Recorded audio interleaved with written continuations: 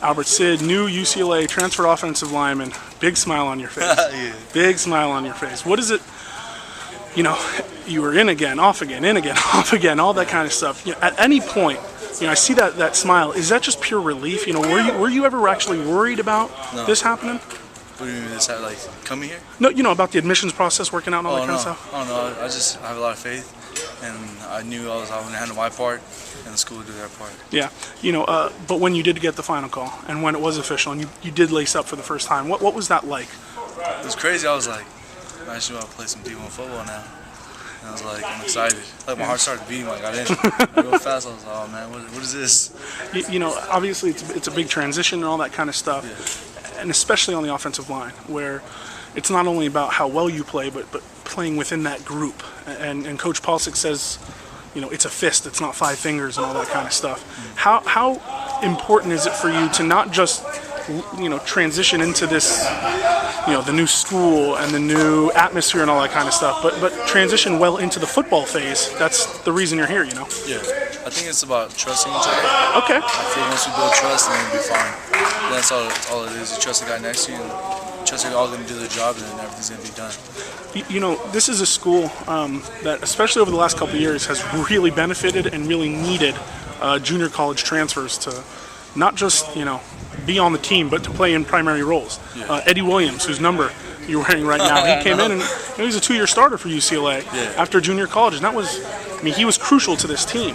You know, how important do you think you can be? You know, do you realize, I guess, the weight of your transfer and what you do mean to this team?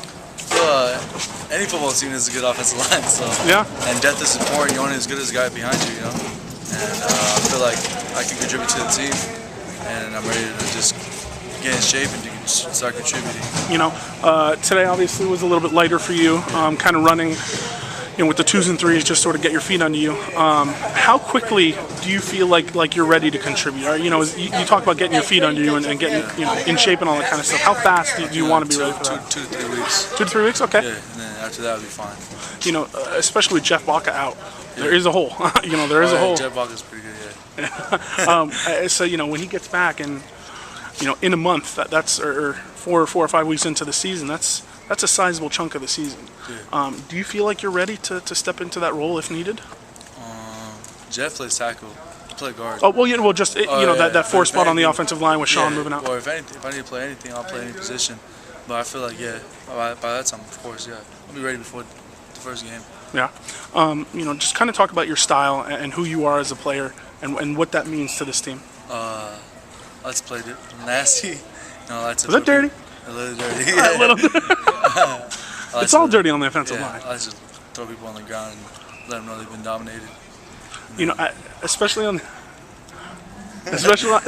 the offensive line, in this zone blocking scheme, there are times. I think zone is perfect to be nasty because you guys are coming at angles, and the angles you can bring extra things. Yeah. And then you can catch them off guard also. So I think I like the zone block. You know, within this scheme, so much of it is based on advancing to the next level and that kind of cohesive unit. And there were times last season when we saw just pure domination out of the offensive line. Yeah. And there were times last season when we saw them falter. How quickly do you need to gel with the other guys, and do you need to learn the calls and all those little tiny things that come along just with experience? I'm starting to pick up the playbook pretty quick. I'm starting to understand all the schemes and everything, and everything's supposed to be done.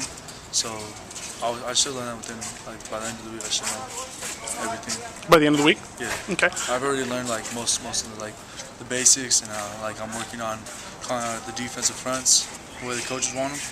So that's about it. You know, talk about your size. You know, what's your measurables, I guess? I'm like 6'3", 330 right now. I'm trying to get down to 315 now. Okay, 315. I'll join you. I need that as well.